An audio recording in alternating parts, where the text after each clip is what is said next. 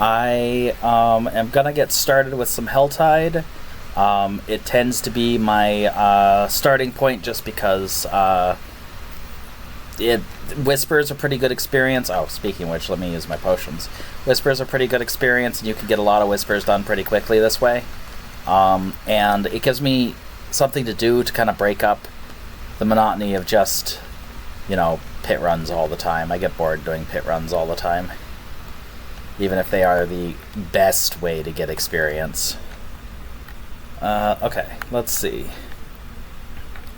There's some cultists, but let's head towards the Blood Maiden and see if we can snag some cultists and, like that Harbinger on the map on the way. Hi, Lily. I don't know if you can hear me. It should be audible now, but, I can hear myself in, my Twitch window.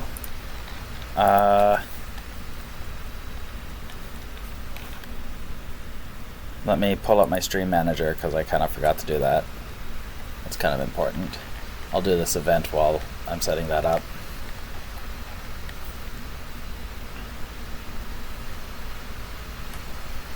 Okay, there we go.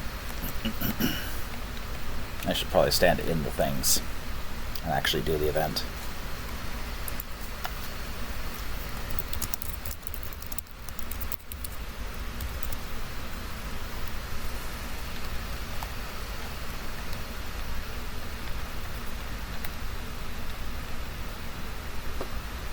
Sorry, my attention is kind of all over the place right now. I'm gonna start focusing in, getting things done.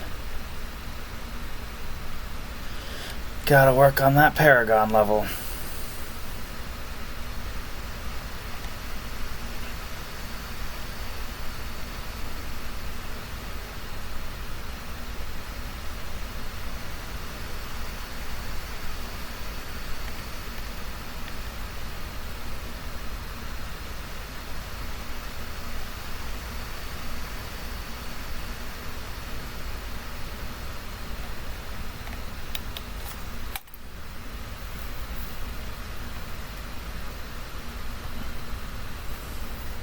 Let me try something real quick. Did that affect my ability to be heard? Okay, no, it does not seem like it did. In that case, this headset is doing me no good, so I'm going to plug it in to my PlayStation so I can actually hear my Diablo sounds, because I might as well get some kind of use out of it. Apologies for all the throat clearing and stuff. My allergies are killing me today.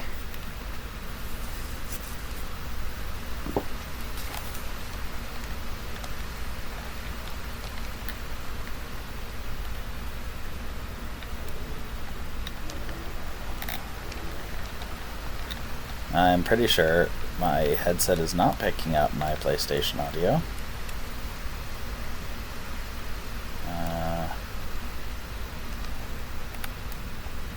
No. Settings, sound, input device, sure. Output device. Yeah, it's just not seeing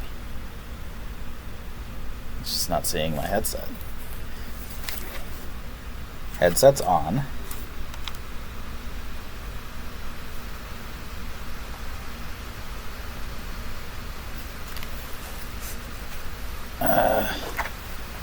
Let's try, instead of being corded, let's try being wireless.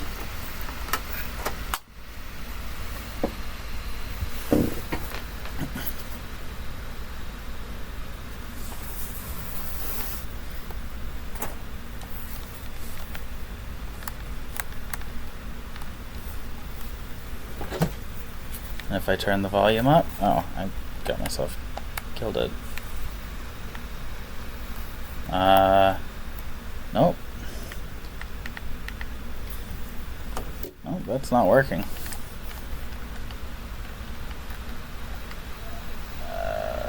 Let's so I guess...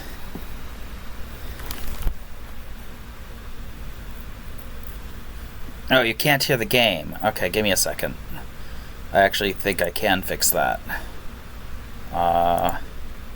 Yep, that would be why. Add source. Application and capture. That's audio output capture.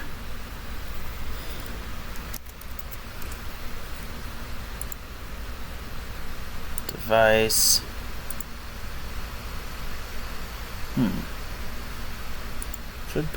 Should list my capture card, right? Doesn't list my capture card.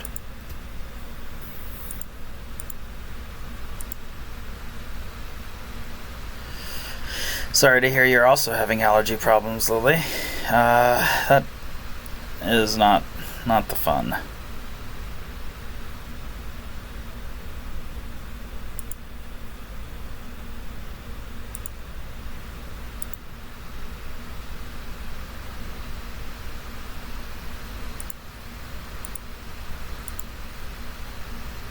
Okay, can you hear game audio now?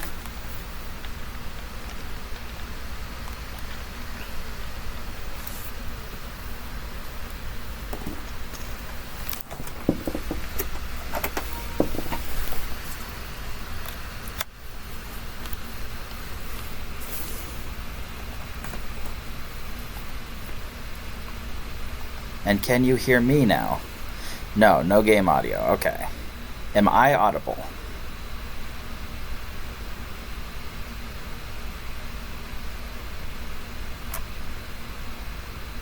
Okay, cool. So I got the headset working, but now I don't have my game audio working. Okay, the video capture is working.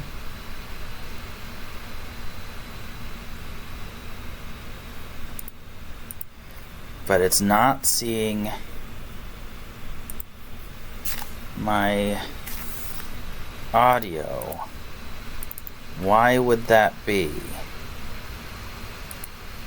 Why does it not see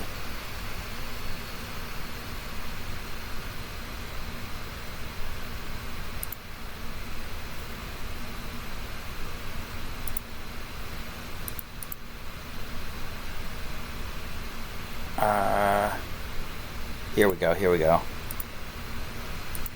You should have game audio now.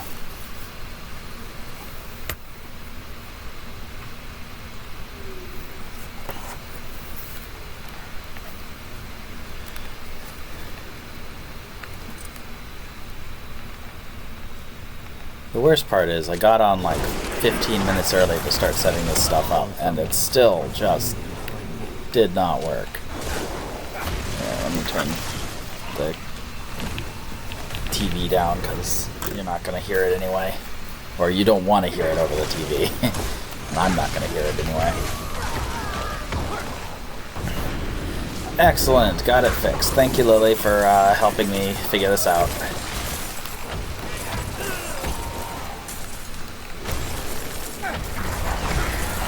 Fortunately, there's still plenty of time on this Helltide, so we can get some stuff done.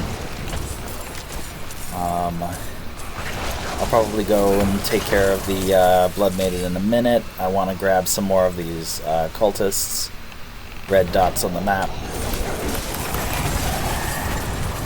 I might as well clear my way over there.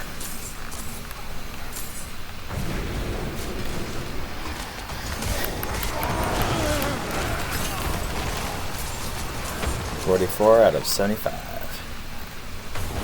Okay.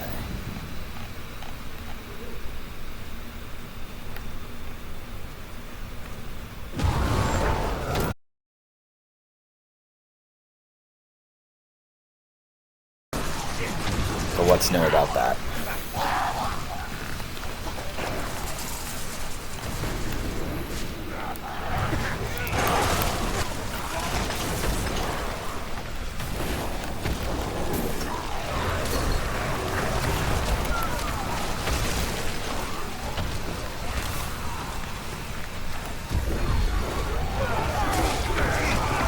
I think in in the future, what I'll do is I will set up music on my computer so I can listen to something while I'm doing this.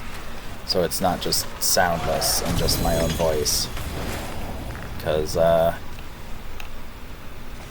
or I'll just figure out how to get the audio on my PlayStation. Well, I won't be able to route it through my headset, because the headset's plugged into the computer, so that you can hear me on the mic. How is the audio, by the way? I know you can hear me, but is it, like, clear? Is it too loud, too quiet, anything like that?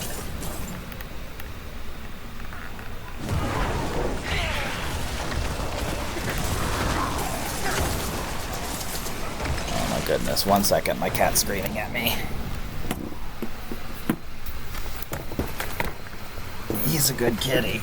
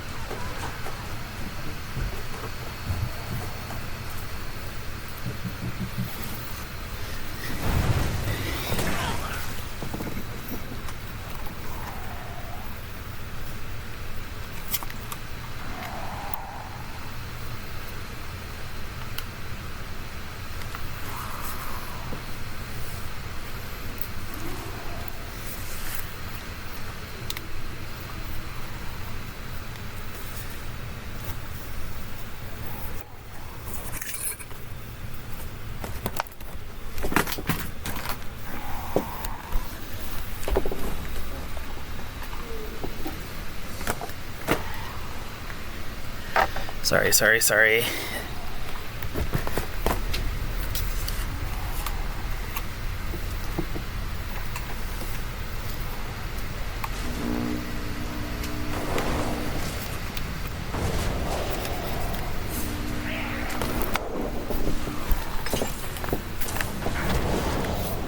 Okay,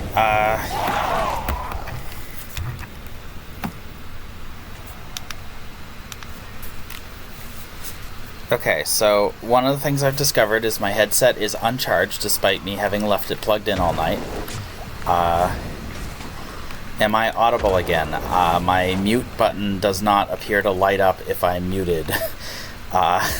So I don't know if I'm muted or not. And the only way for me to tell would be to unmute my game volume, my stream volume. So let me try that.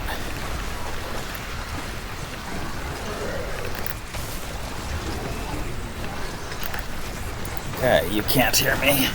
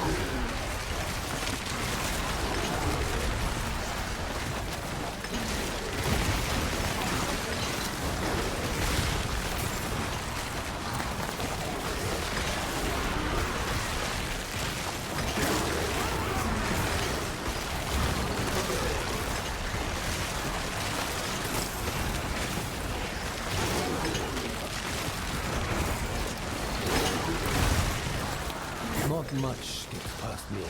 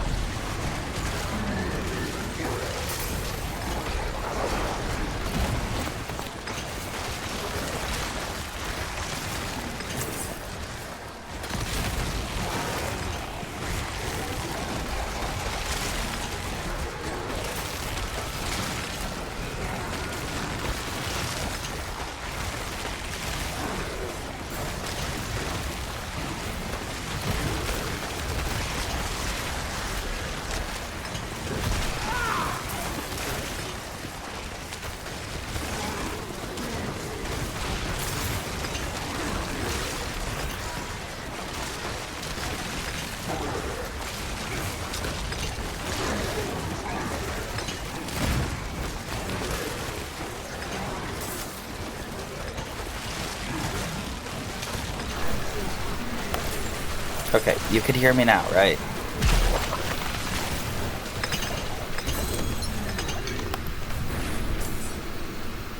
Okay, I'm gonna test something. Let me see if I can get this to work.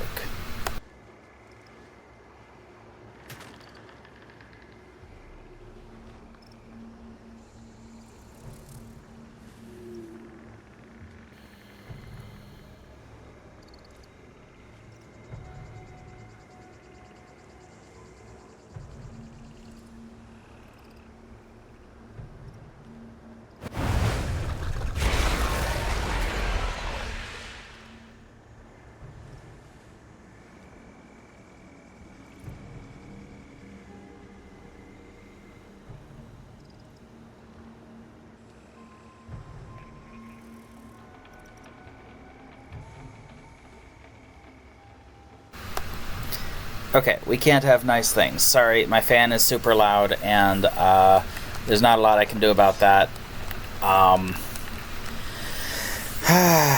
The microphone on my headset does not appear to work if the headset is plugged in. However, my headset has no power, despite having been plugged in all night, so I have to have it plugged in. So, I don't know. So I am currently using my microphone on my computer, which of course is right next to the fan, and it hears that, and that's really frustrating. So this might be a short stream, because I don't think anybody wants to listen to this crap. Fine.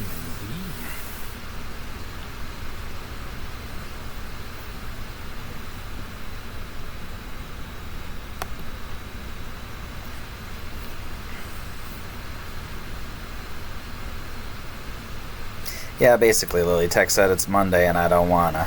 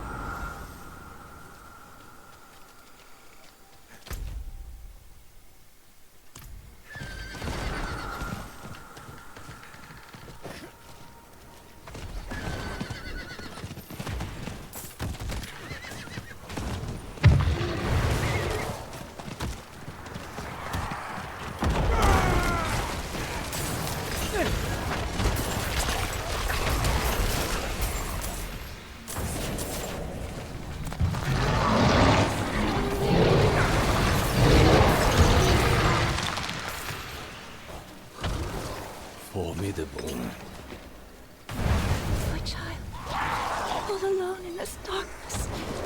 Please, help me find my baby.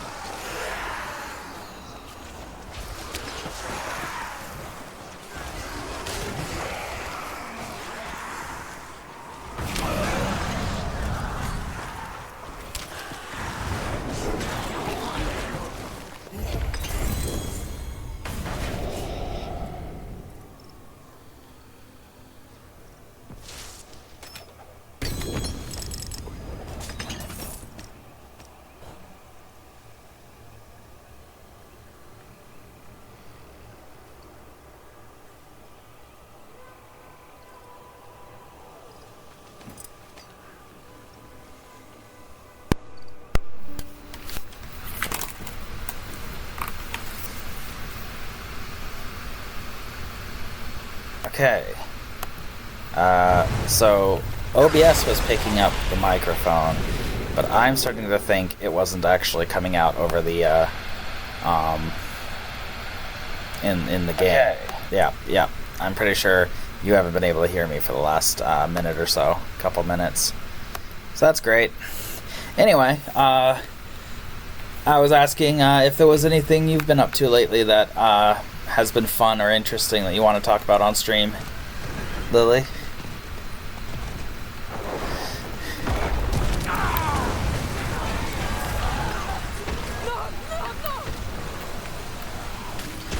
No pressure, no obligation to, like, say anything. I mean,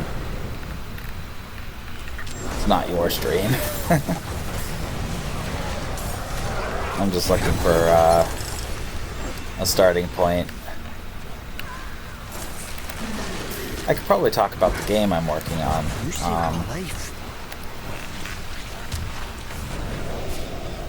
So, I've talked a little bit about this on stream, but my brother and I are making a cooperative card game that is basically, the premise is the Dark Lord, who was basically like a Sauron figure, has been overthrown, and he's been cast down, the ring's been thrown into the fires of Mount Doom, or whatever, and you are his generals, close confidants, and most loyal followers, who are picking up the pieces and trying to bring him back to overthrow the forces of good and niceness, because that's what you do.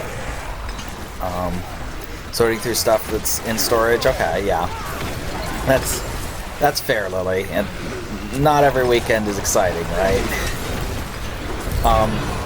So how this card game works is you will have your list of minions, your like creature cards, and you have spell cards. It's very Magic the Gathering kind of in the loosest sense. Like, you have spell card kind of equivalents, you have creature card kind of equivalents, and enemy monsters will come at you in waves, kind of tower defense style. We haven't worked out if there's going to be like lanes, like they come at you from different directions kind of thing, or if it's all going to be just like a card, like a board that you know, it's just the one place and there's no animations or whatever. That's kind of where I lean, because it's easier to do. We don't have to like worry about animating things. We don't have to worry about 3D models. And one of the purposes of this game is to like finish something, because my brother and I have started a lot of projects and finished none of them. So going for simpler and easier to complete is kind of the goal. So basically, these enemy cards, these enemy minions would come at you in waves, and you have to accomplish some goal. That might be survive a certain number of turns, it might be like defeat all enemies, or defeat a specific enemy, or whatever.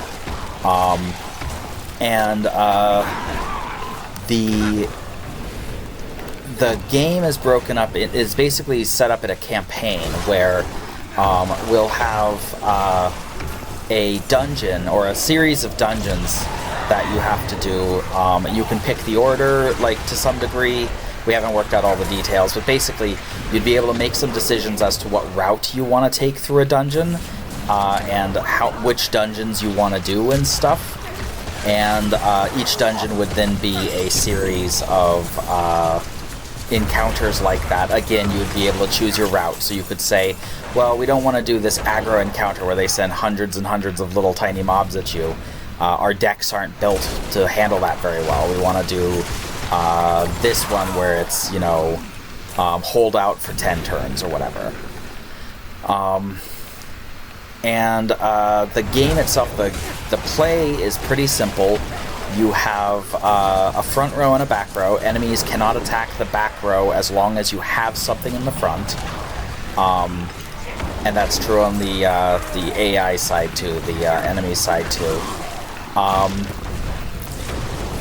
There are rules that let you bypass that. There is like ranged, which lets you hit the back row, or outflank, which is the same thing but without range. Like for if you're a melee card, the rule is range / outflank.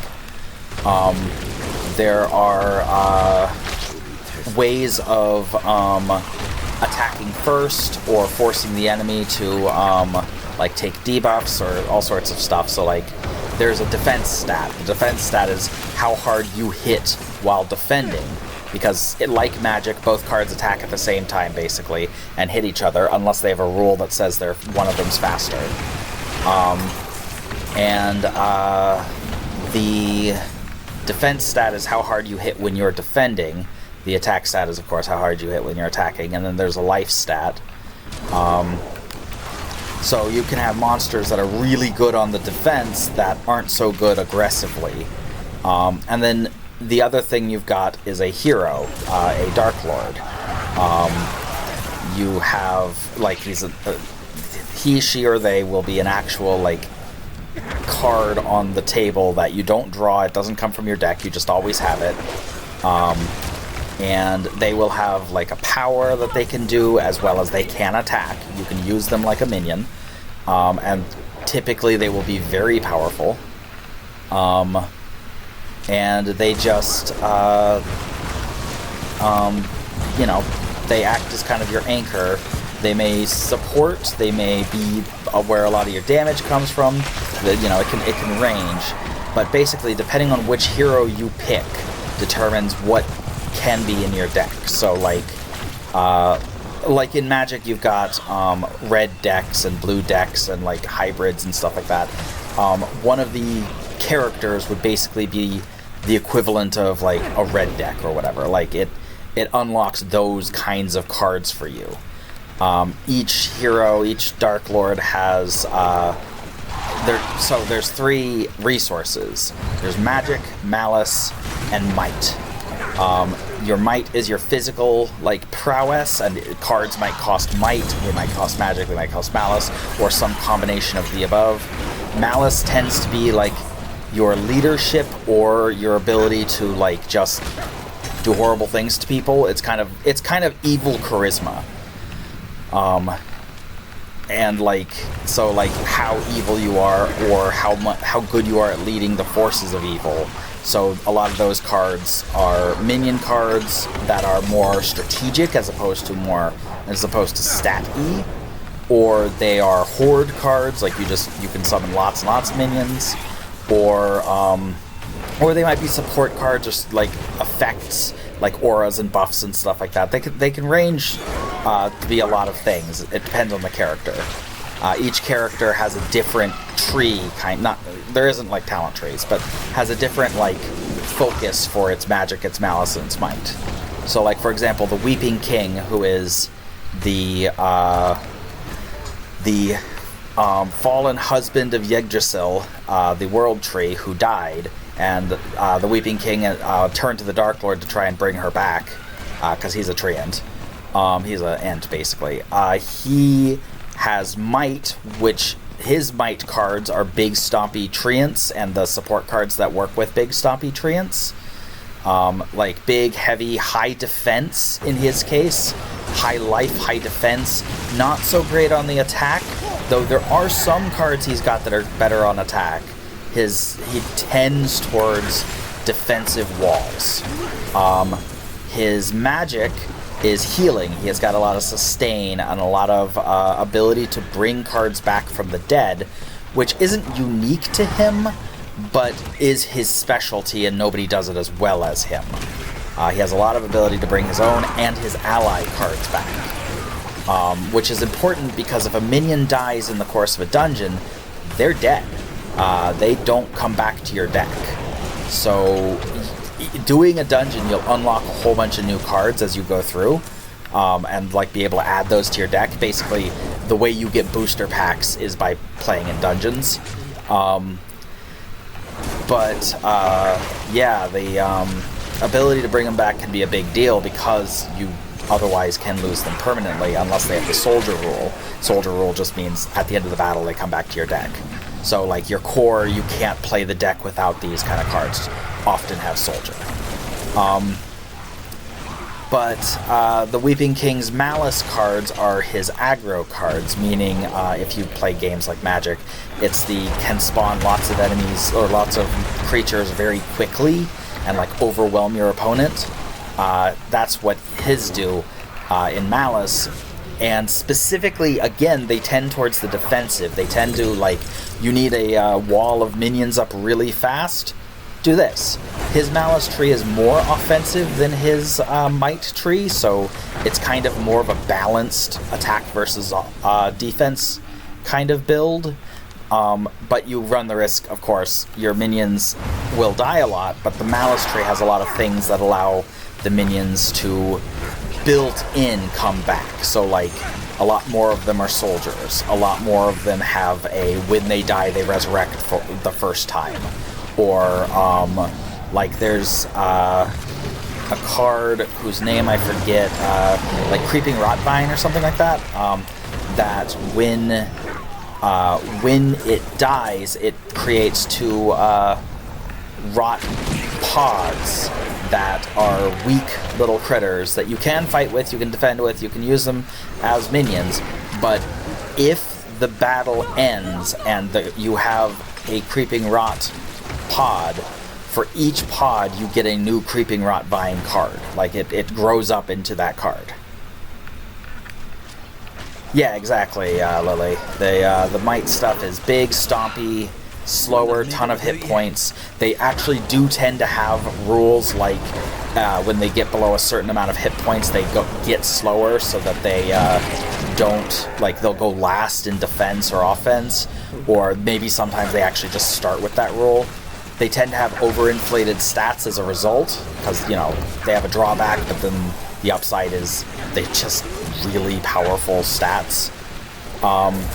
But in this game, going first is a big deal because unlike Magic, where at the end of an attack, like if they don't kill you, you heal to full at the end of the turn, that's not how our game works, because ours is on computer, so keeping track of hit points and stuff is easy, unlike in a tabletop card game.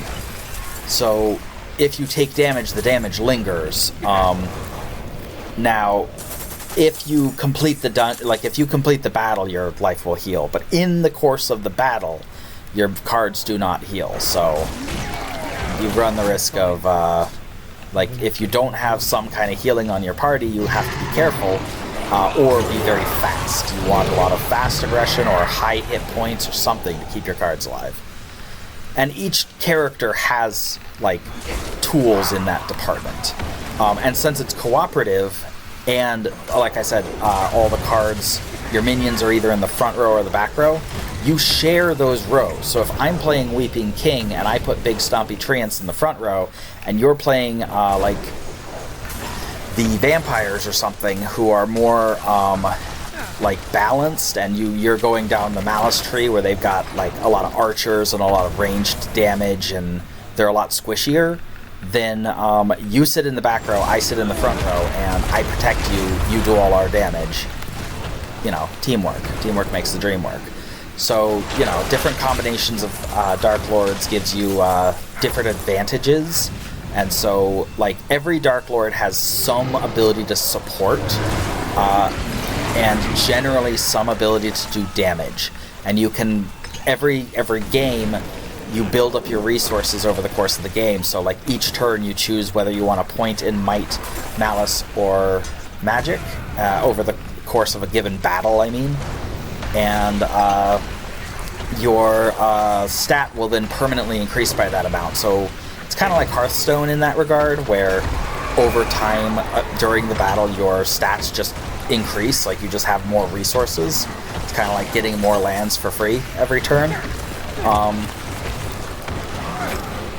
And you could choose which one you're growing each turn. So you could decide, okay, this game I need to lean into my might cards more because, you know, that's what synergizes with my partner, or that's what the enemy is weaker against, or whatever. So that's kind of how that works. Obviously, you'll probably spec your deck in a certain way, like you'll set up your deck to be more might-focused or malice-focused or whatever in the beginning, but as you get cards going through the dungeons, you can make changes easily. Like, you can swap out things, you'll get new cards you can add in, and so you can adjust your deck to match what makes sense for this playthrough.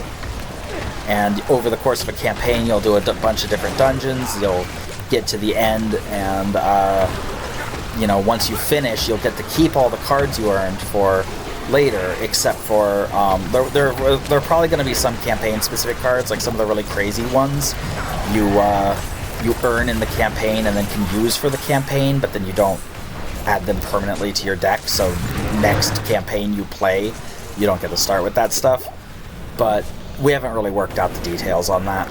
So we'll see how it actually goes when we go live, but and to be clear, we're nowhere near live. None of the mechanics work yet.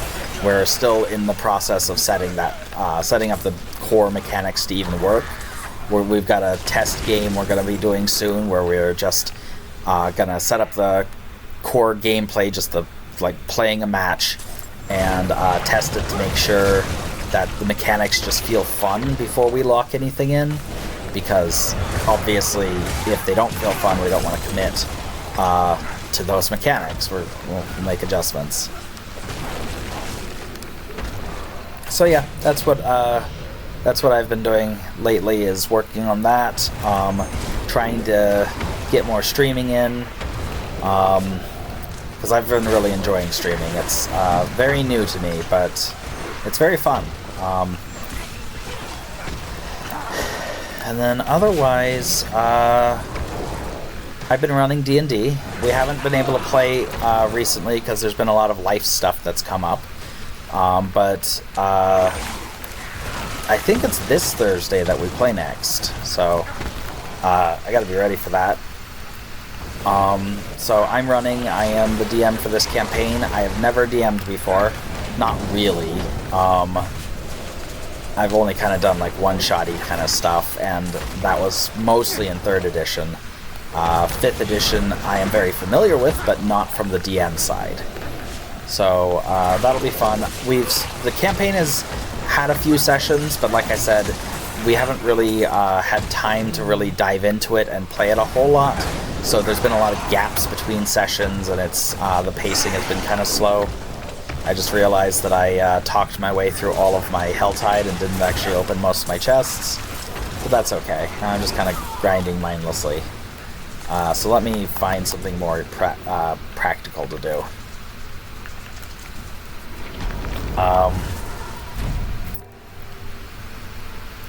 But yeah, that's been fun. D&D is always good.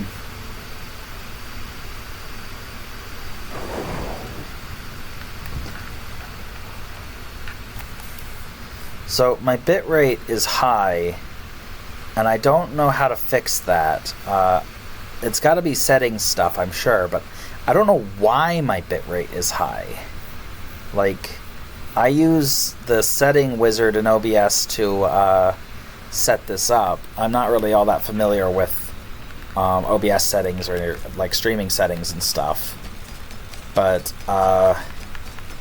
it's supposed to have set it up for Twitch specifications, so I'm gonna have to look into that and see if I can fix the bitrate issue.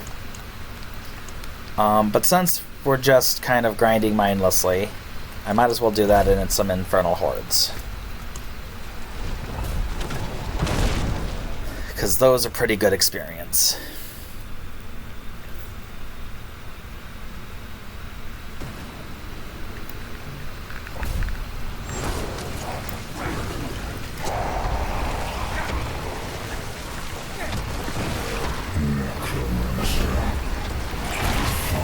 Oh, the other thing I've been doing lately is Pokemon. It's kind of a wide and kind of random assortment of things, Diablo, Pokemon, and D&D, but there's some crossover there.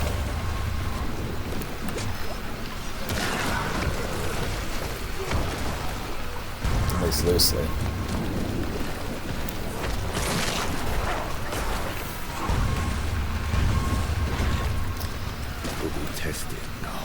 What I'm looking forward to is the end of the month when I'll get the Diablo Season 10, so I'll get a bunch of new stuff for Diablo, and very excited about that. But I'll also get the Final Fantasy Tactics remake that's coming out, that I am crazy excited for and plan to stream the crap out of. And then not long after that, there's Legends ZA in October, that I'm also going to be streaming. It's possible I won't stream the entire ZA. It's possible I will play a lot of that on my own, just because I have a friend who wants to play it with me. But at the same time, I want to play it alongside the Complete Victory, while, you know, because we're gonna kind of dual stream it, like each of us stream it and periodically battle each other and like compete and like also friendly. You know, we don't really know what the multiplayer capabilities are. I've seen an image of a battle like setup screen, so I'm pretty sure they have PvP in it, like the ability to battle other players, but I haven't, I don't know a whole lot about it. I don't think anybody does. So we'll see what is possible, but basically our plan is to go in as rival trainers and kind of like compete with each other and like play through the game alongside each other and just, you know, kind of have fun with it. Since it's not a literal multiplayer game in the sense that like we can't be catching Pokemon side by side, probably. I guess we technically don't know that, but it hasn't been announced, and you'd think a feature that big would have been announced. So we probably won't be able to like share stream, like combine our stream into one, but we might be able to like combine the chats while we're streaming, and you can just pick which one you want to watch play, or watch us both. You know, two screens open. Yeah, but I'm looking forward to ZA. I think that'll be fun. I'm also looking forward to Champions, which is the upcoming, it's basically Smogun. It's basically a battle app where you can battle Pokemon and like build your perfect team and choose your like how you train them up and stuff and all that. And you can do it all on this app or /game. And you know, unlike, you know, the kinds of things out there that exist in that kind of vein already, like Smogun, it's fully animated, it's 3D, it's like playing a Pokemon game, except it's all about the battling and and it looks like it'll have all of the Pokemon in it. Like, it's not like Scarlet and Violet, which only have certain Pokemon or whatever. It'll even have Mega Evolutions available to it. And the implication, because there's an Omni Band you get, and the Omni Band is what lets you Mega Evolve, but it's not a Mega Stone or a Mega Bracelet or whatever they were called. It's an Omni Bracelet or Band or whatever, because it will let you do other game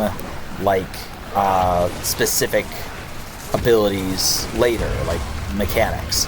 So like it might allow Dynamaxing, it might allow terrestrialization, all sorts of stuff. So as they invent new game mechanics for Pokemon, they can add them into champions, and then you can play them in so what it looks like is you'll basically select a tier you want to battle in. You can battle in ranked, and it looks like you can select, you want to battle with Mega Pokemon, or you want to battle with terrestrialization Pokemon, or you don't want to use any mechanics. And those will be different, tiers, or not tiers, but like different, sections you can battle in. There's a word for this, but my brain is not braining. Divisions, like that kind of thing, like separate divisions you can battle in. So, yeah, it looks fun. I'm really looking forward to doing competitive Pokemon that way. Ranked and all sorts of stuff. That'll be great. I'm getting some real rubber banding.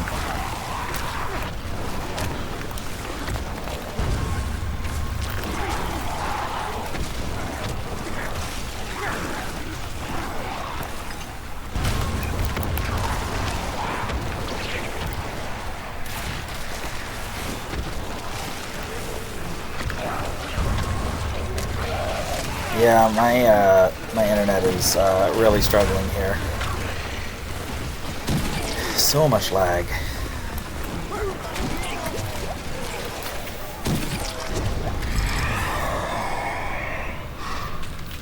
Let me see if I can do something about that.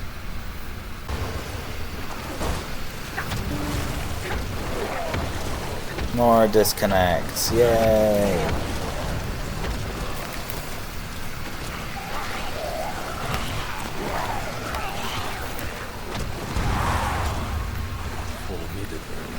But yeah, when Final Fantasy Tactics comes out, I will be streaming the entire game.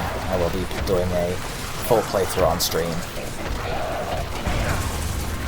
Fortunately, that game won't be online, so hopefully it'll be a little easier on my internet to stream it without all these disconnects.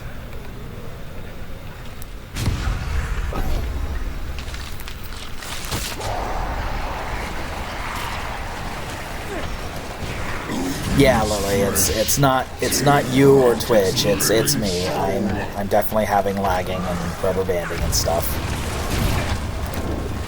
Also bitrate issues, like I said, so there's all sorts of problems right now.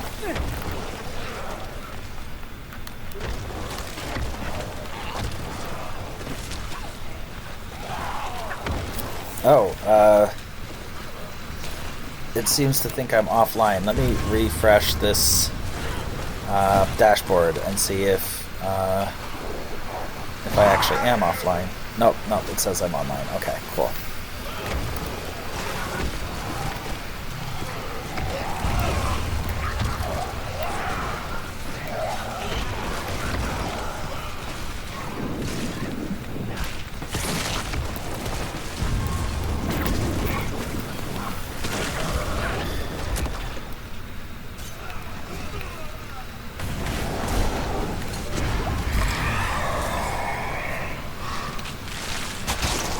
Surging Hellborn, yay! That's the best one.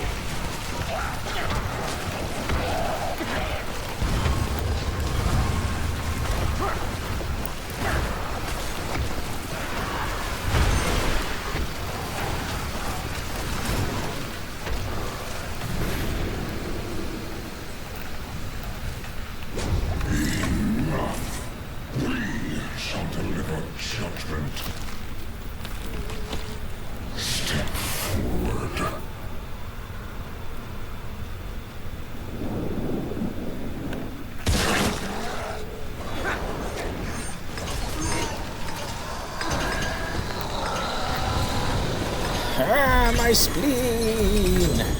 Explode.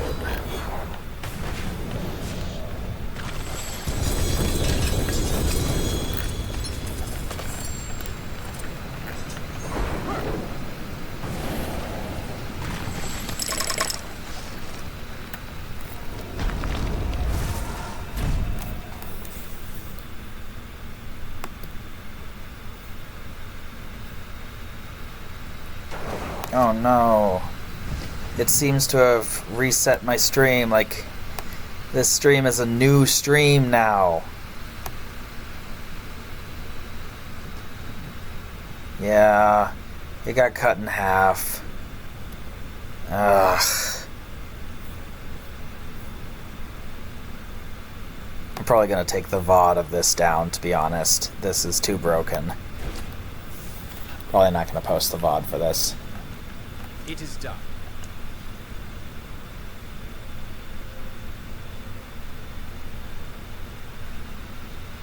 I might just label it as part 1, part 2, and like accept it. It's just frustrating that there's been so many tech issues.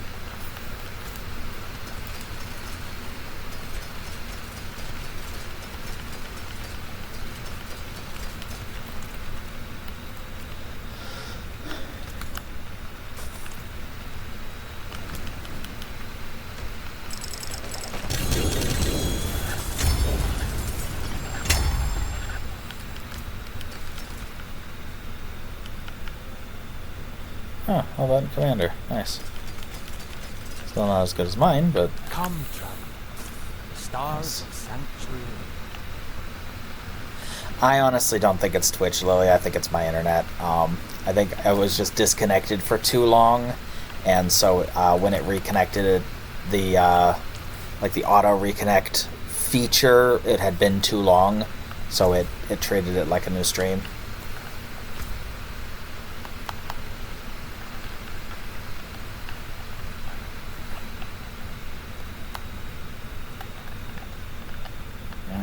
Let's do something. You know what? I'll do another Helltide. I'm sorry, not Helltide. I'll do another Compass.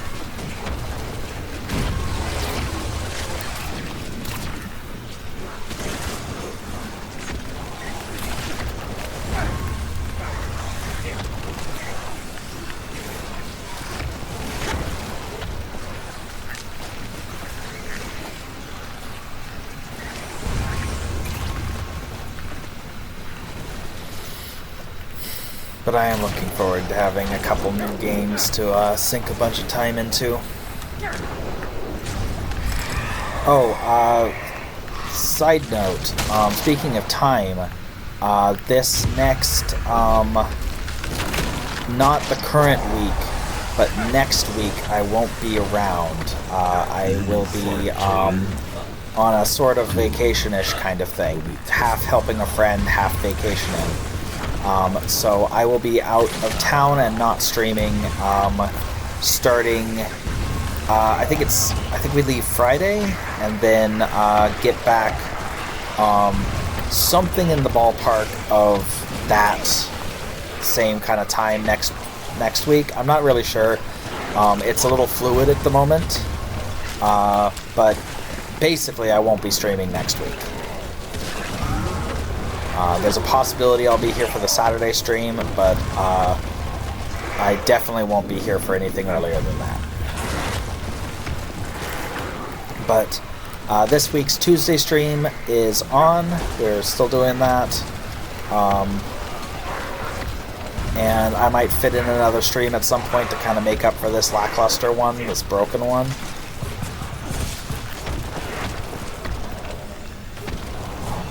But if nothing else, I will see people for a peek tomorrow.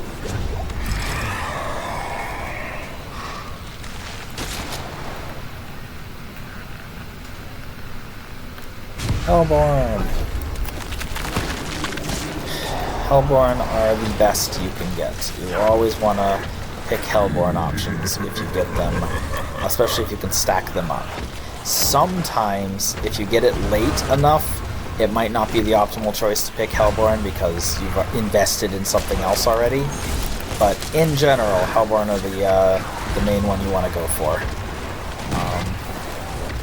There are other options that work too, like the Aether Lords can be pretty good. The Aether Fiends aren't even that bad, but if you can, you want Hellborn. And you want Surging Hellborn if you can get it, because that gives you not only more Hellborn, but also makes the Hellborn worth more individually. And that extra Hellborn's like a 50% increase to the amount of Aether you get. So you definitely want that.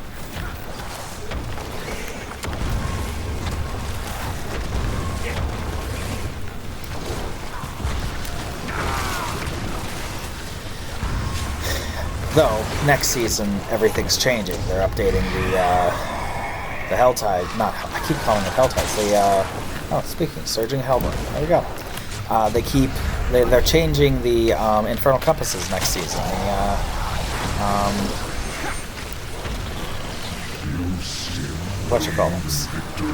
Infernal Hordes, that's the word. They're changing the Infernal Hordes, so I don't know what's going to be optimal next season. We'll have to see.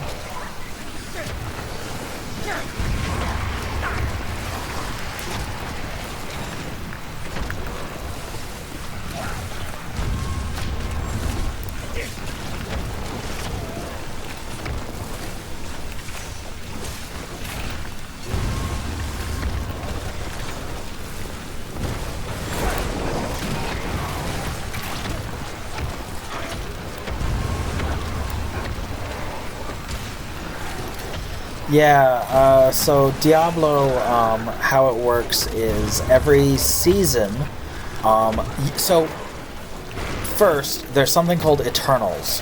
You can make an Eternal character, meaning you keep the character forever, nothing changes, and it's just a normal character. But you can also play Seasonal, meaning when you start the season... Oh, excellent, another Surging Hellborn. When you start the season... you create a brand new character who starts from nothing. You don't have anything, you have, like, the map that you've explored, but you don't even have all your waypoints, all your fast travel points. You only have certain ones, and you basically start over and work your way back up. And it's super fun because the journey is a lot of the fun of Diablo. It's getting to the end game and, like, getting yourself as powerful as possible from nothing. And the season will have new mechanics, it'll have new stuff going on, it'll have new items, all of which you can enjoy, some of which you can enjoy on seasonal, but some of it is exclusive to, on Eternal, but some of it is exclusive to seasonal characters. And you get these new mechanics and this new gear and stuff, and you can try out new builds or new classes. And at the end of the season, your seasonal characters get converted to Eternal characters. So you get to keep the character, it's just you won't be able to take them into the next season.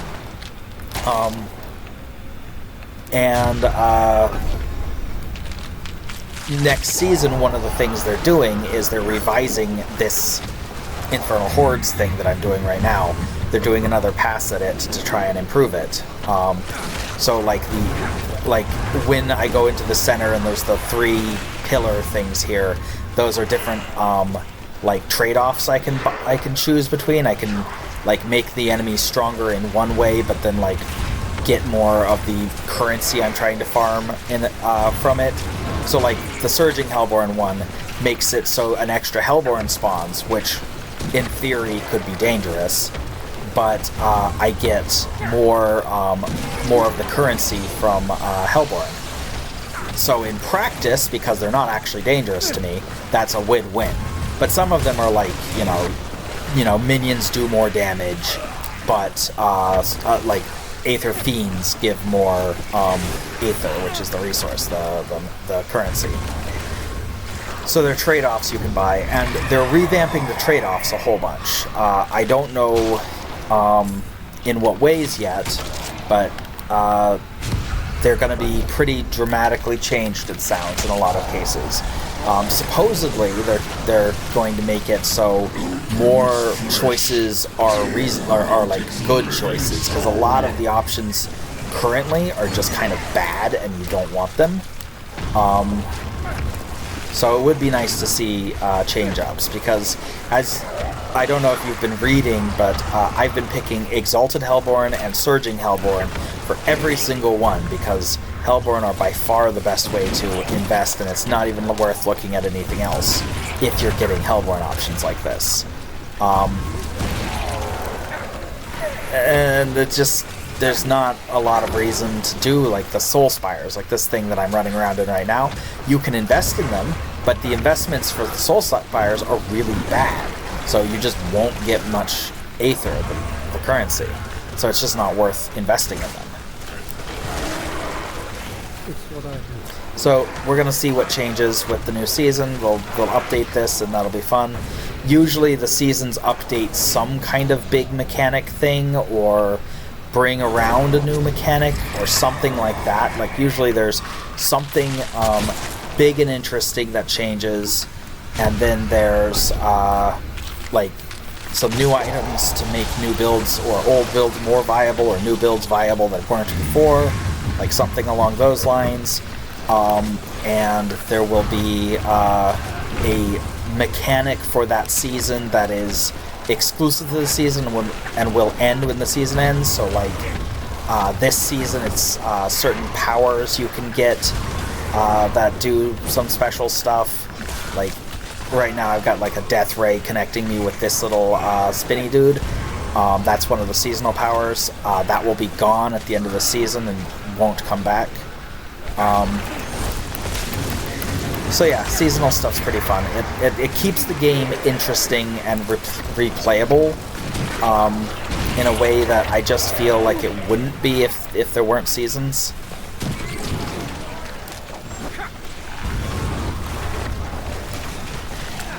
But you know, some people do play Eternal, so clearly not everybody agrees.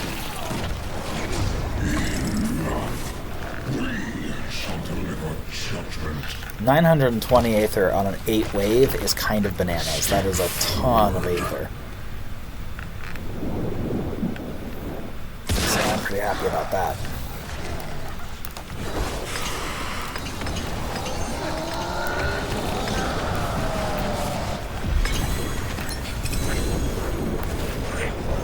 I think this time I'm going to take money. So 281 million and a half, 281 and a half goes to,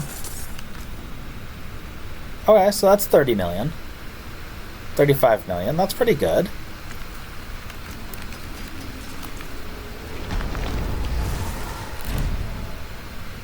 there's diminishing returns on those rewards. So the more Aether you put into the gold thing, the less it'll increase by. So you still get more, you just it hits diminishing returns. That's one of the things that's changing next season, is they're taking out the diminishing returns. But they are making some of the stuff cost more in the first place, so you'll have to earn more Aether to get the bigger, better rewards. But in exchange, if you are reliably earning more Aether, if you're doing really well, your rewards will just be much better.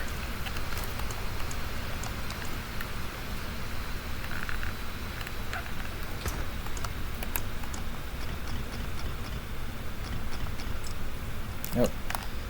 That is a gem. Huh, I got a gem. Okay. Don't need it, but I got it. Okay, potions are still active.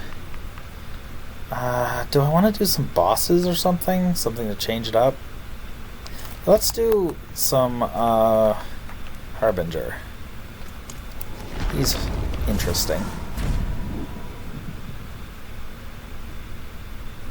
And there's enough of a challenge that it's like requires me to actually play the game and not just stand there. Which is pretty easy to do with minion build. I can do a lot of just standing there, as you've probably noticed.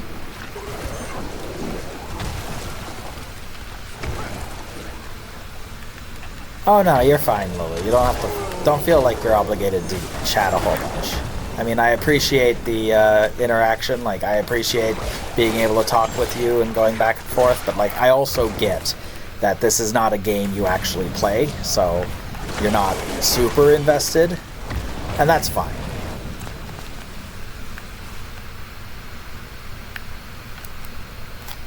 No problem at all.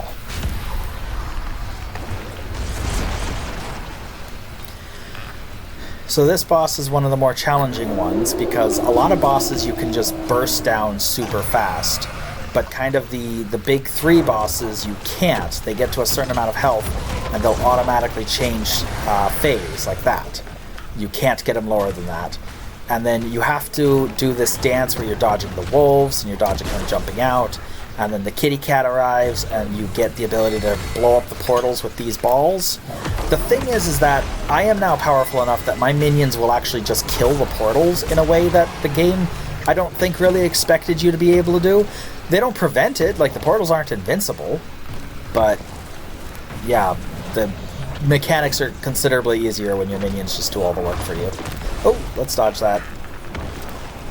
And then the kitty cat gets trapped, which normally is really bad for minions, because I can't make them target. Like, I can't choose to attack that, really. But, I'll try and pull the minions down this way. There we go, that'll... Nope, they all teleported back up there. Well, if they kill the portals, it'll be fine. But yes, Lily, having a horde of undead minions does a lot of work to just autopilot everything. You just let them do all the work, stand back and watch. Okay, now I can blow up some of these portals. There we go. And now we can end it. Shake it off and then fall over.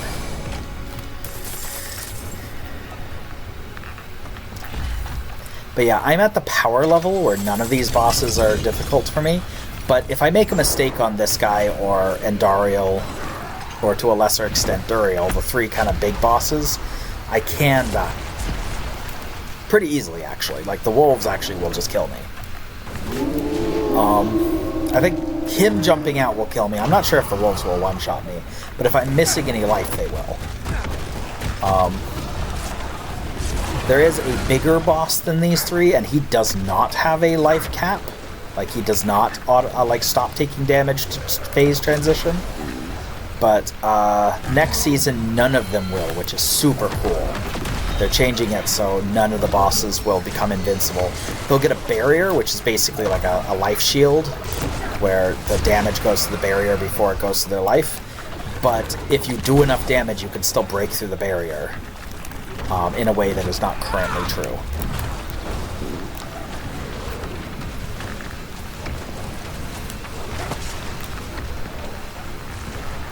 Get over here, minions, and kill that stupid lion trap. Free the lion!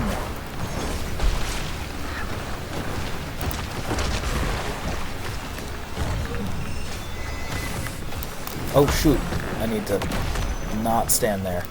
Okay, let's kill that so that we can get the portal and we can end this fight. Some fights like this one are very difficult for a minion build because, like, when the lion gets trapped, I can't free him because I can't target. There's a couple battles like that, a couple boss fights that have mechanics similar to that are just so hard to do as minions. But otherwise, minions are great. They're super powerful and fun and just, I love them. Not much gets past me. I wouldn't mind an AI improvement on the minions. Like, if they were smarter and had better targeting sense, that would be great. Better focus fire, that kind of thing. But, you know, I like them. I like the playstyle a lot. It's very, it is very passive, but it's very fun.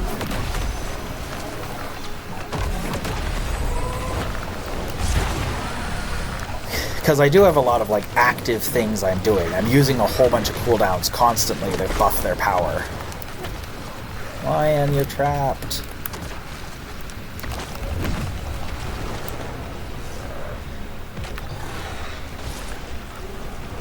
I mean, okay, you can just kill him. You don't actually have to save the lion. Oh, leave me alone, puppies.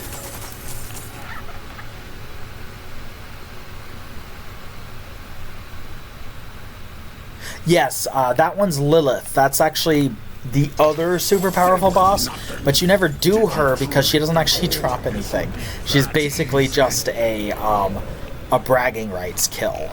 And even that now is kind of irrelevant because she's just, like, it's just a dance because she doesn't have enough life to, like, be hard. But if you make any mistakes, you die. And if you don't know exactly how to go through the battle and dodge everything this, like, in certain ways, you just lose. And it's not fun. And so nobody does it because there's not really any reward for doing it. I think you do get a Resplendent Spark, which is a crafting material that is really hard to get that lets you make mythics, which are some of the most powerful items in the game. So there's a reason to do her once in a season, or once ever if you're Eternal. But, like, it's not that, like, that big of a pull, you know? Like, oh, shoot. It caught me while I was channeling. That could have been bad.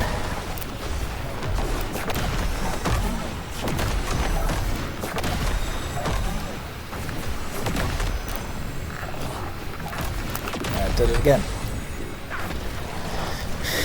No, Aslan! Oh, they've broken out this time. Good minions. Oh no, I'm lagging. Oh no, I'm lagging.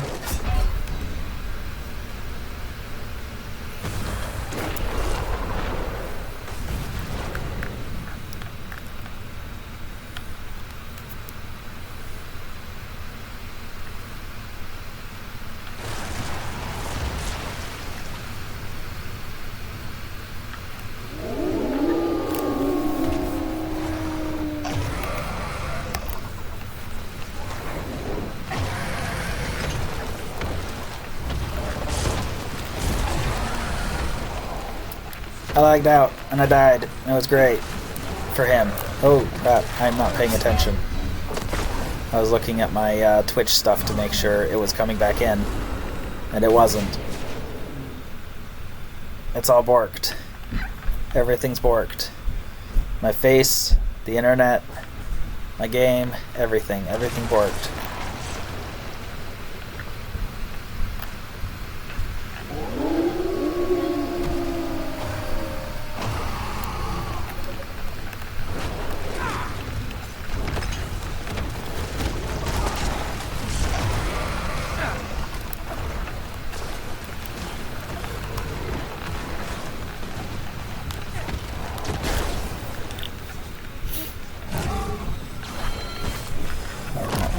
killed that portal. I'm lagging again.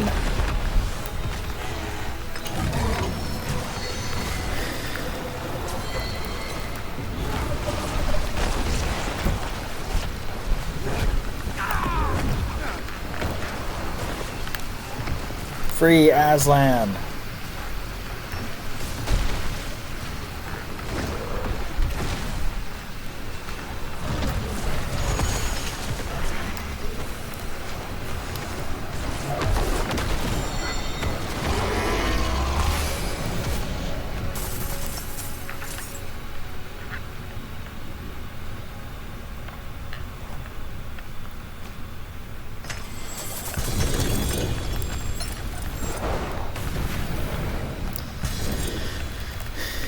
Oh, I forgot to say it, but welcome to the Dolphin Tank, Lily. That is what I will be calling the streaming and stuff going forward. I might make a channel on YouTube specifically for holding VODs called the Dolphin Tank. I haven't really decided, but that's probably what I'll do.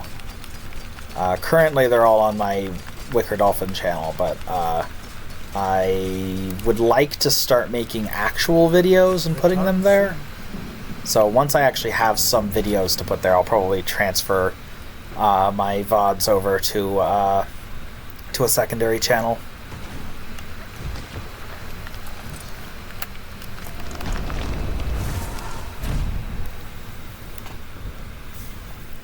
I kind of forgot my cat's been in the chair behind me this entire time. He's a good cat, though. Sorry for the background noise. I think somebody left the door open and there's people coming and going upstairs.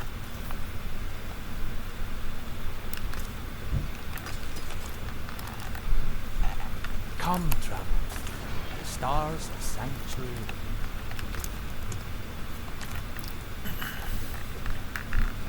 I've got a couple fun ideas for video stuff that I'm looking forward to doing. I've got a Pokemon Black playthrough I'm going to start soon. I will probably stream that. Because I don't really have a reason not to stream it. I'm going to use the footage to make a video, but like I can still stream it anyway. Like that's a good way to get the footage instead of just recording it offline. So I'll probably do that. And then I have an idea for a little small video series for my nephew, teaching like Minecraft tips and tricks, like teaching him different things about how Minecraft works. Like one of the first ones is going to be teaching him how to make fire resistance potions, because he wants that so he doesn't get burned up by lava, because scary things like lavas and zombies and stuff scare him. So I'll probably do a series on creative mode, like tips and tricks for small children. And I don't know where I'm going to put that, because it's not really appropriate for my channel, given that my channel will tend to be more mature, like have cursing occasionally and stuff like that. And obviously, I don't want my nephew watching those videos at his age. But I don't really have a better place to put it yet, so I'll have to figure that out. Either making a side channel just for like kitty videos or what. I'm not sure.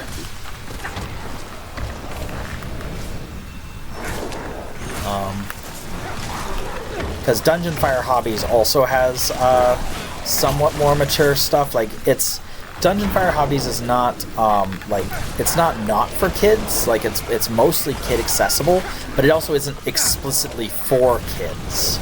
It's kind of that middle ground where like kids could watch it, but it's kind of not like aimed or marketed at them. So it's not really a great place for like a small child learning channel, like learning series. So I might have to make another channel for that, which feels weird because like I'm gonna have like 3 videos across 3 different channels, and that just seems goofy. But that probably just means that I won't launch anything until I have a bit more of a video backlog. Like Wicker Dolphin will probably be a VOD channel for a while. until I get enough videos to actually like start having a like something that people can actually sit down and watch.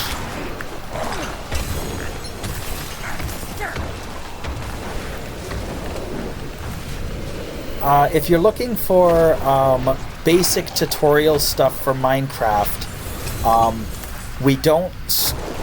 The episodes that are available are don't start at the beginning. Unfortunately, we kind of cut some of the early episodes because of just their quality wasn't as good as we would like at this point. As we've gotten better and better at video making and stuff. But if you're interested, there's a Minecraft series on our Dungeon Fire Hobbies channel that goes through and teaches, in this case, the complete Nictory, how to play Minecraft, kind of going through the basics, and that is on survival mode.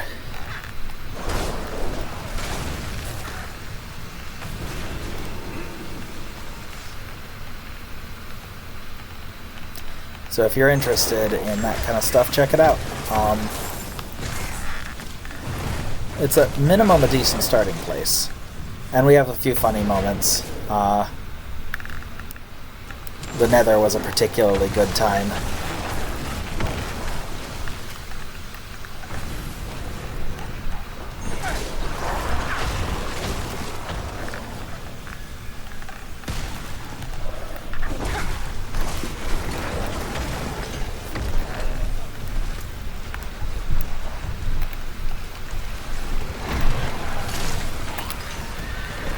Let's grab this chest while I'm in the area, and then I will run down. I need to think of some Minecraft video ideas to put out too, like ones that I can put on my main channel. Things that are not aimed at small children, but aren't necessarily like unapproachable to small children. But like I said, not small children, but. Like I said, my channel is not going to be for kids, but I don't intend to, like, be horrifically potty-mouthy on it all the time or anything. I just don't want to have to police my language too badly on my own channel. Because, you know, it's my channel, I can do what I want.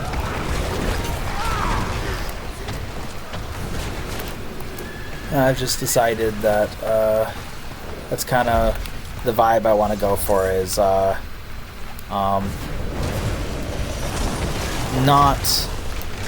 like foul and completely disgusting language and like behavior, but not necessarily like a kid's channel either.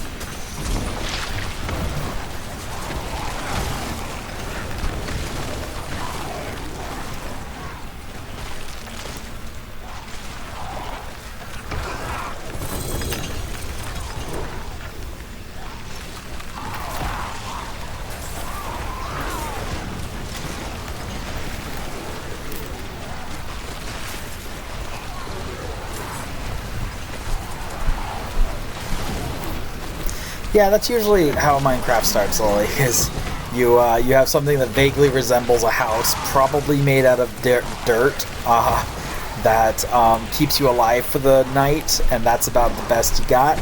That's usually how Minecraft starts, especially when you're new, so, yeah. But yeah, it's a big, complicated game with a ton of stuff to it. So maybe I'll make some more tutorial videos on Minecraft, like simple things. I was originally planning on, yeah, I mean, I don't know. I'll play with the idea. It might make sense to do some more Minecraft ideas. That if you just heard like a almost like a fan noise, like a whoa, whoa, whoa, whoa. That was my cat going crazy, jumping off the chair and scampering away super fast. Because he is having crazy time. He is pretty regularly having crazy time these days. Like last night he was, or not even last night, it was just like yesterday evening. He was just completely flipping out. He's a good cat. Even if he is mildly psychotic. What's important, though, is he loves me. And he's very snuggly and lovey if you're either me or my sister. Nobody else. Everybody else, at best, gets tolerance. And not even that all the time.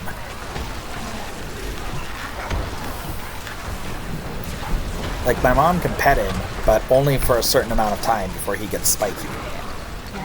My sister and I don't have that problem. We can pet him all we want, and he loves it. And he's super good.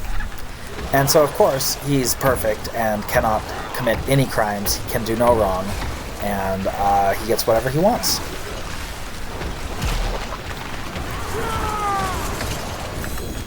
As is the way of things.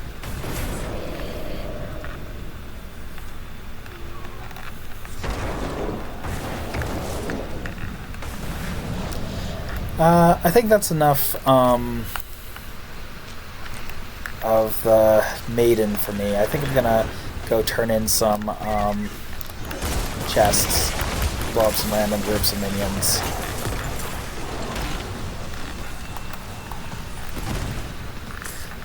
I need to do some Hellborn, and that's actually generally easier to do if you're running around out and about rather than doing the maiden. Because you only really get Hellborn on the maiden if you if people are getting enough kills to fill up the bar on next to the minimap, that red bar. When that fills up completely, it summons a whole bunch of baddie McBadbads. And those will include Harbingers, which I need to kill. But you can also just find them scattered around.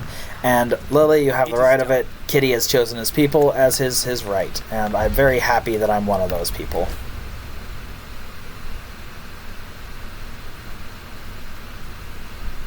My other two cats are super loving and super, like, happy and nice to everybody. They're never mean or aggressive or anything. Only Onyx can be mean and aggressive. But since he's not mean and aggressive to me, I refuse to acknowledge it.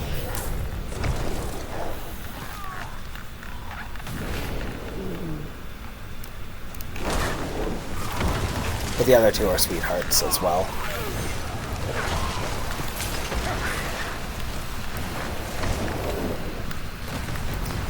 Grayson, the cat formerly called Grayson, You're Not Our Cat, or Gray Cat, You're Not Our Cat, used to break into our house on a regular basis and sleep on beds, and then when discovered, he'd bolt.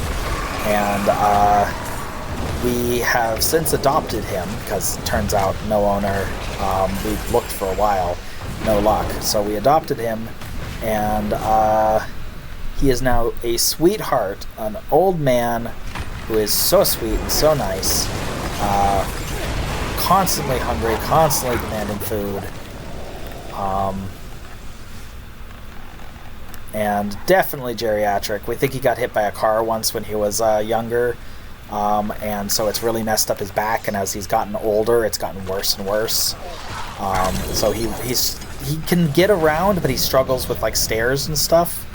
And he spends a lot of time sedentary, but he does get around. He's still able to be mobile.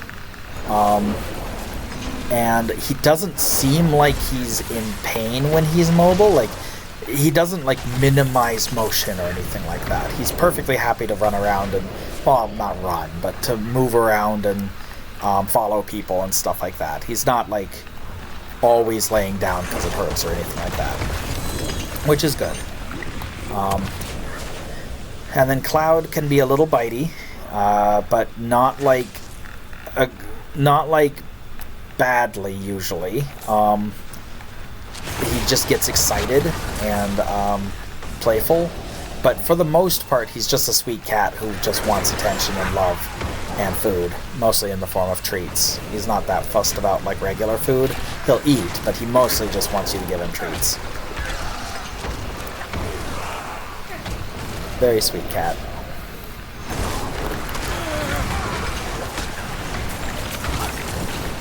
The problem with Cloud, though, is he tends to spray, even though he's fixed, which is weird. It's not common, but apparently it is a thing. And Cloud is one of them. He sprays, and so we have to keep him out of certain parts of the house so that he doesn't spray on things we care about, which is frustrating. But, you know, you have to live with certain things when you're a pet owner. Or presumably a parent. I would imagine that there's, like, a lot of stuff like that. Like, you know, you just have to deal with the fact that your baby throws up on you every day. Like, it's just a thing. At least that's my experience from the outside, like seeing my nephew grow up and such.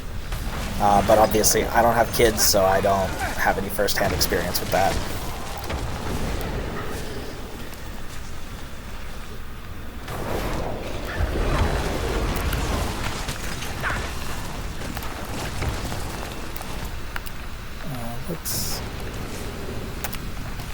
Might be able to get to that Hellborn in time.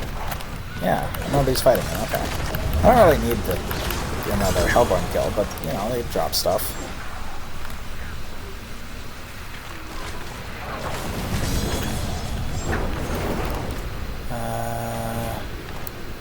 Let's do this last chest.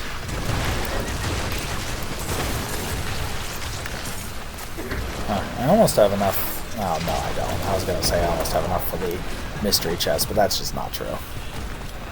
I'm less than halfway to the mystery chest. And I only have 6 minutes, and not enough inclination to, like, spend the time to get it. I will speed up this guy's Hellborn, though.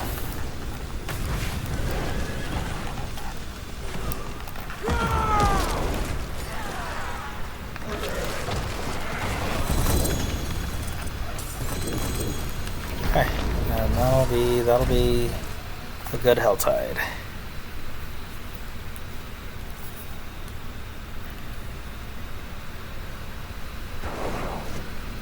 The wilderness is wild, but this will do.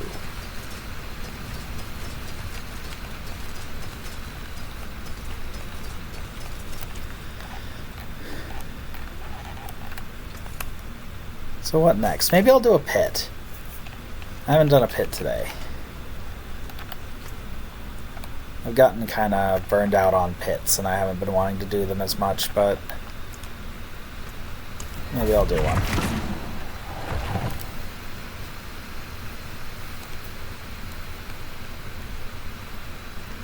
Apologies again for the fan noise in the background. If I can fix my headset issues, that should go away in the future, but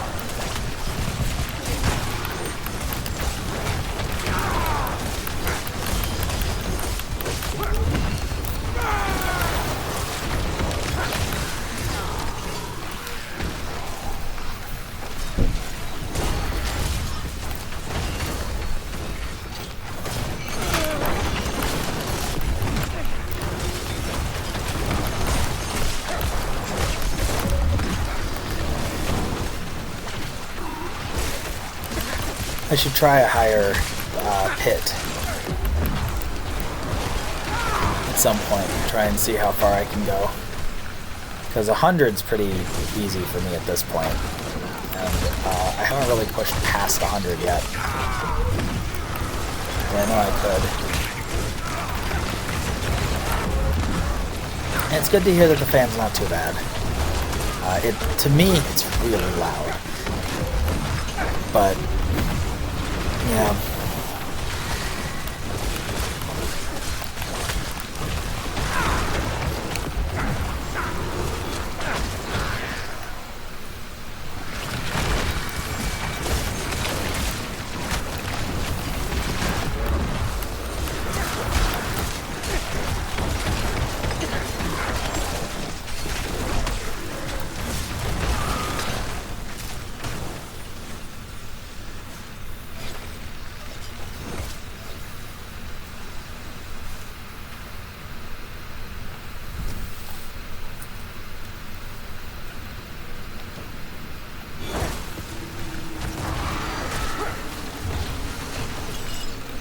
Bigger, more open area. That's good. Pull everything kind of up together and clear. Any more damage resistance guy.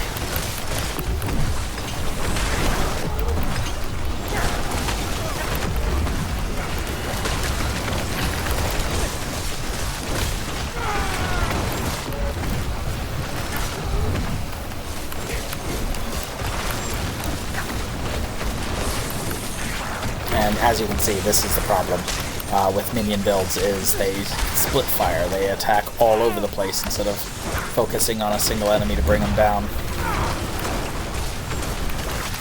And there's nothing really you can do about it. You can try and reposition them by pulling them away and then coming back in, but its effectiveness is pretty limited.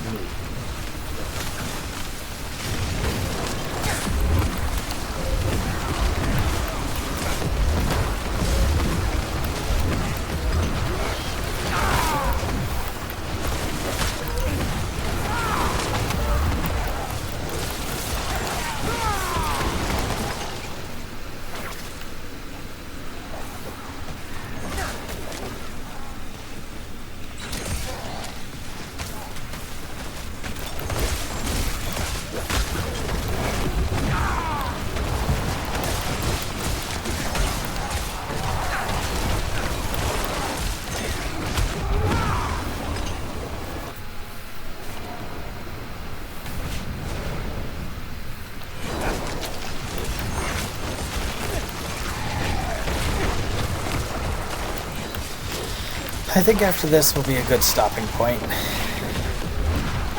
So I'll probably take down this boss and then call it.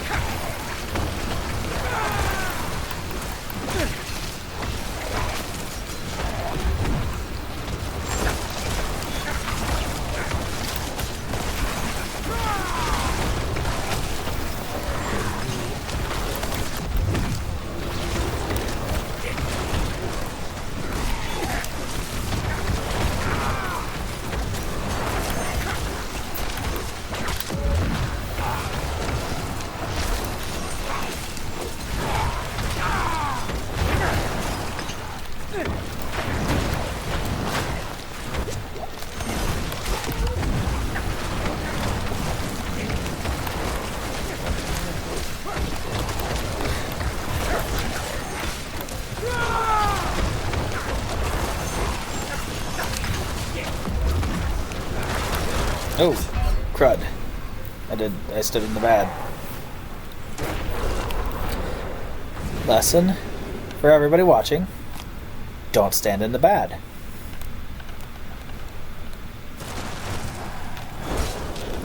I still have time to do this though. I still have time to finish. I don't like how long pit bosses get towards the end though. I ran into that one. Like, towards the higher level pits, I mean. Like, they just take too long.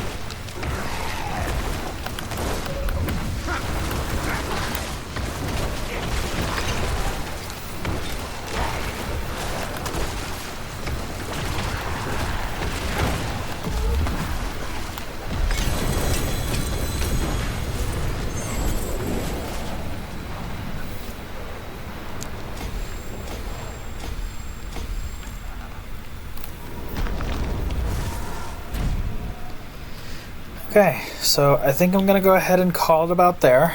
I'm gonna go sell and stuff, but I think that gives us a nice little end to the stream. Got in a pit 100, that was good. Oh, I'm so close to level. Return soon. You know what? Screw it. I'm gonna get that level. Let me free up potions. And we'll do a quick little 6er Infernal Hordes. And just get that last little bit of experience. The start of the stream started really messy and slow, so might as well go a little longer. Try and kind of make up for that lost time. I really like that level.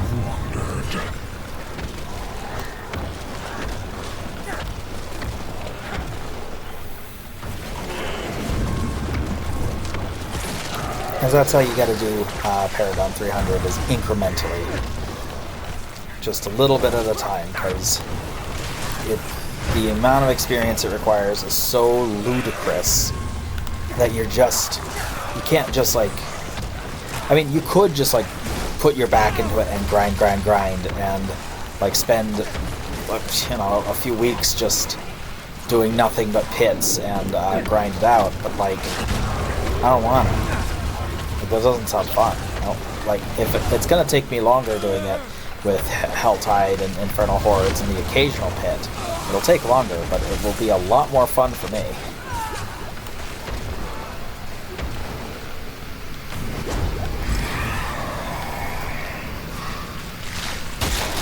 Be nice if I could get a level a day or more, but and most days that I play a good chunk on, I can get a level a day or more, but I can't always I can't do that every day all the time.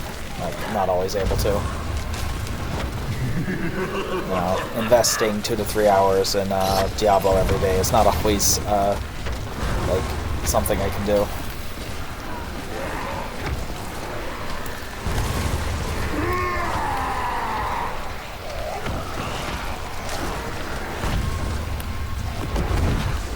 Especially as we get closer and closer to the season, and my like desire to play this season kind of burns low.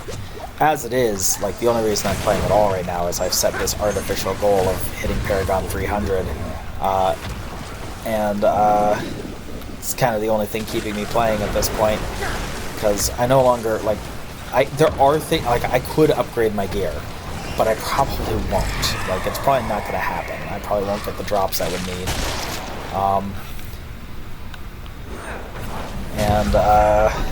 Just, you know, my gear is really spectacular.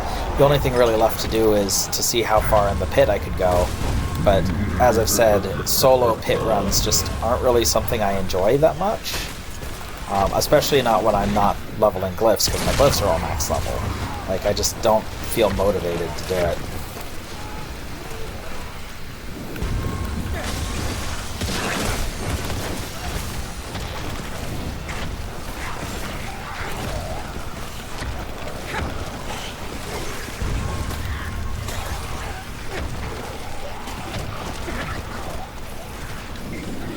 But between the amount of experience I've gotten this season, the amount I've got on my Eternal, and hopefully the amount I get next season, I'm hoping that'll get me my Paragon 300. I don't know if it will, because like I said, Paragon 300 requires a ludicrous amount of experience, and I'm pretty sure the amount I have now, plus the amount I have on my Eternals combined, my Eternals are like 270 something. That amount combined is not 300. It does not equate to level 300.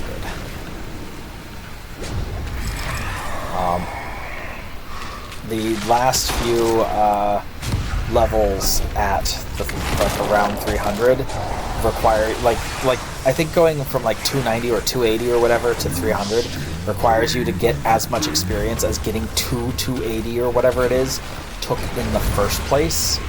Like, it's insane how much experience is required for Paragon 300.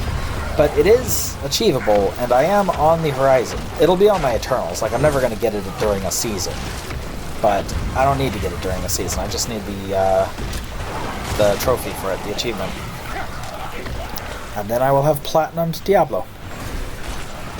Both the base game and the expansion. Because I've already Platinum the base game.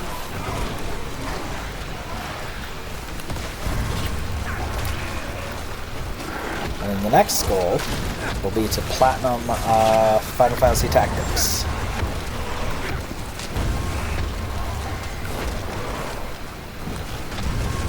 And that'll be fun. I don't think I'll it depends on what... if Arceus has achievements, which it probably doesn't because it'll be on the Switch, but if it has achievements, maxing... Oh, these suck. Maxing those will be something I probably work on, but I don't really expect it to have achievements beyond, like, complete the Pokedex, which is, you know, an in-game achievement. I'll do it. I will complete the Pokedex. I will get the 10 ranks in every Pokemon, or however it works.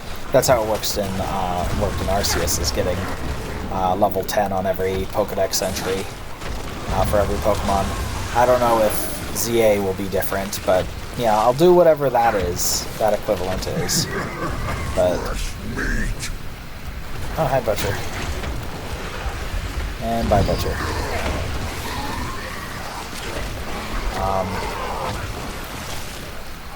But Tactics is one I'm very excited to get all the achievements on. Because Final Fantasy Tactics, I don't know if I've mentioned this on stream before, but Final Fantasy Tactics is probably my favorite game of all time. And I'm really looking forward to it.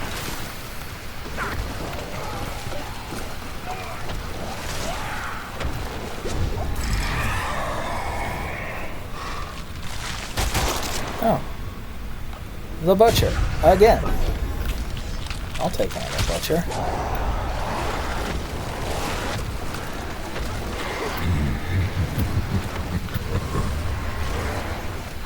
This one won't be fantastic Aether, in part because it's only a 6-wave, but also in part because I didn't really get a lot of stacking stuff. I was able to stack up a bit on the Aether Fiends, and like I said, Aether Fiends aren't bad, so like I actually have for a 6-wave, this isn't too bad, but it's not fantastic. It could have been better. But, you know, I will take 400-ish. That's not bad at all.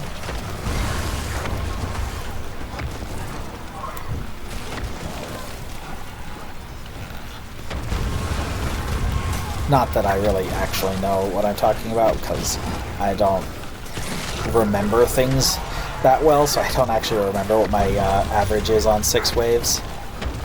But whatever, you know, it doesn't seem like it's bad. It seems like it's okay. 630, or I'm sorry, 430-ish. So I'll get another 15 from the council.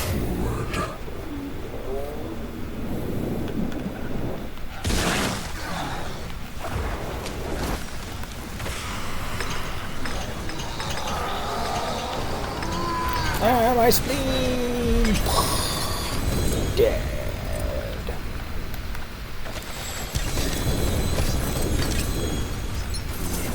Yum, yum, yum, yum, yum.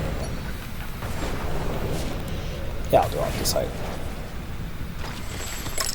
On the off chance I decide to try to triple mastery this intelligence.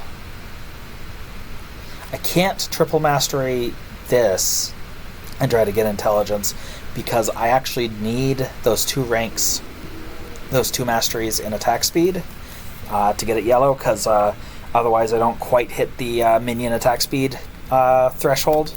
You want 100% attack speed on your minions.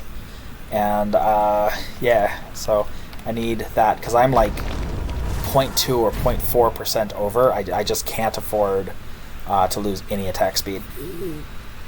Otherwise I have to use a potion, and that's inconvenient. I'd rather use the health potion, because 20% max life is a big deal for survivability.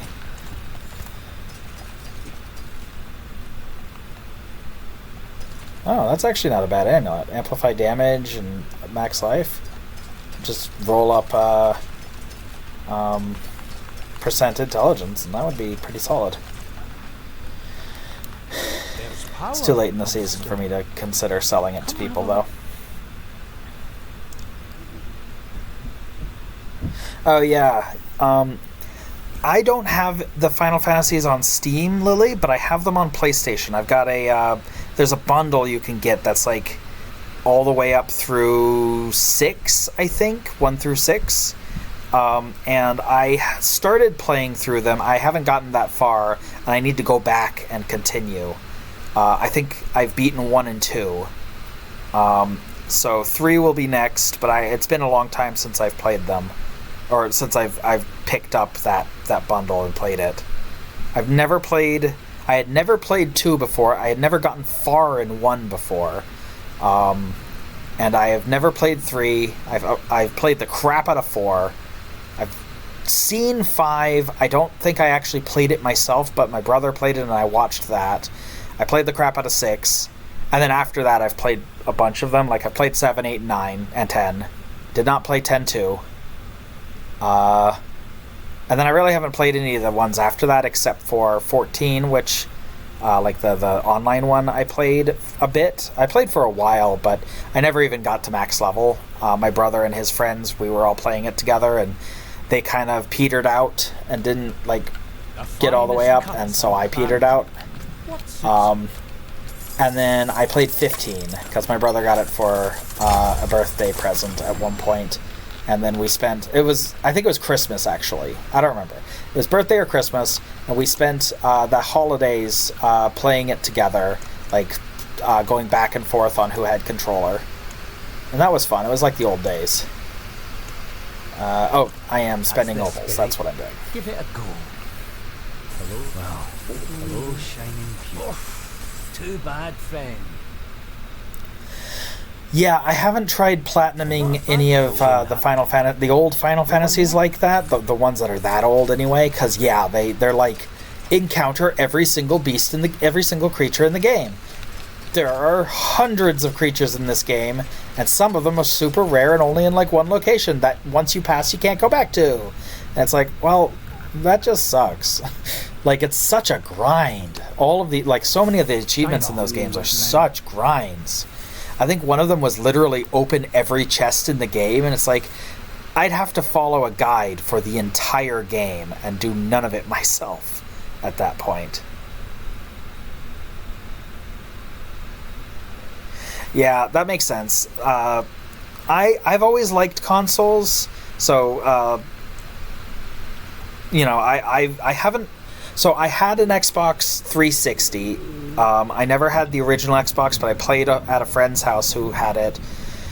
I had a 360. I have since given it away because I don't play it anymore, and I'm not likely to go back. So I gave it to.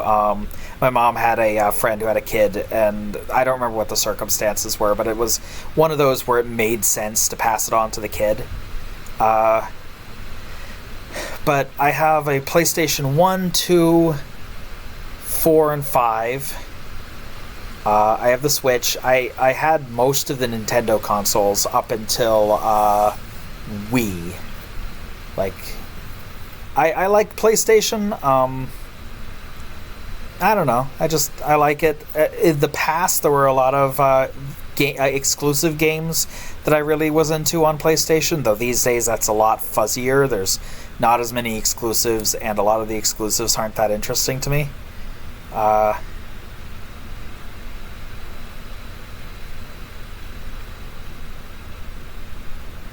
Yeah, Lily's saying she for the achievements on one of the early Final Fantasies, she missed one chest in an area she couldn't go back to. And, like, you're not going to play the game again, like you said. You don't want to play the whole game again just to get one chest for an achievement, unless you're a crazy person, like my friend, 12th Night, who is literally doing that in her streams on, what's that game called? Clair Obscur Expedition 33. She's playing that, and she's streaming specifically to go back and get all the journals. In her case, it's a New Game Plus, so it's not exactly